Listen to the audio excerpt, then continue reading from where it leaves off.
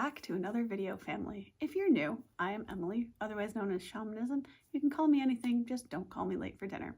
Welcome to the channel. Here we cover a range of topics from spirituality to health and diet to general well-being and things that excite us. So enjoy your stay here and welcome back if you're an OG. Mwah, mwah, much love. Thank you for being here. In today's quick episode of the 365-day project, which certainly does not roll off the tongue,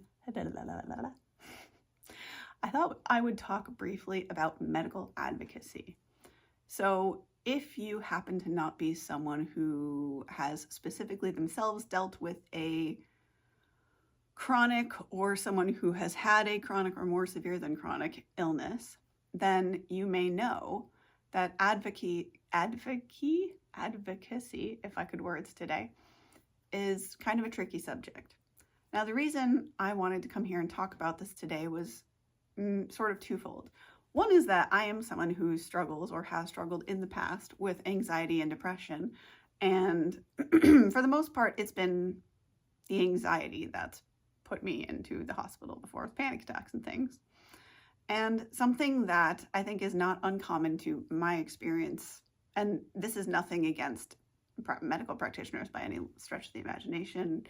However, that being said, there's a tendency. Now, as far as this goes, I've experienced this more with the people that I know and care about than actually with myself. However, I can attest to the fact that, I don't know what it is, when you go into a doctor's office, you feel like, or the tendency can be to feel like you're an inconvenience. And I heard one of my good online friends, Footless Joe, talk about this recently, and actually it was really scary. In her case, believe it or not, if she had actually waited any longer, she literally could have died. And the reason, in case you're like, well, that was stupid, why did she wait? Because she is so traumatized from having so many times gone into a medical place where you try to say, hey, this is my issue, I really need this, this, and this.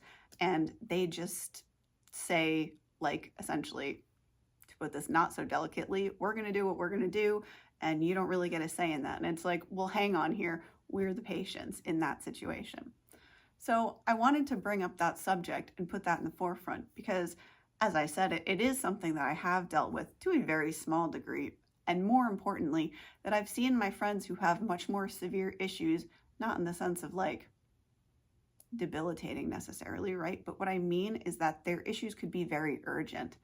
And for some reason, over time, there's developed in like, well, I found it's been kind of ER situations or whatever, hospitals, that it can be difficult to advocate for what you actually need. Because if you happen to be like me, telling someone like a doctor or someone of authority that you need something can really feel like you're overstepping somehow because you're not the educated one or something like that. And so I wanted to urge you here today that if you have any kind of conditions, if you have, heck, not even that, even if you're just neurodivergent and there's certain things you want medical professionals to know when you go into an appointment, you know, these things are just as important to let people know. In fact, something cool that I recently saw was from some friends I have online. Now some people are starting to make badges that say, for instance, I'm trying to think of a good one, like I have seizures or I have ADHD or I have Tourette's, things like that, so that God forbid something happens wherever they are, you know, it's not just like, oh, whatever. Or like, if I'm this, don't touch me, you know. I know that sounds really drastic. And yet it can be super life-saving.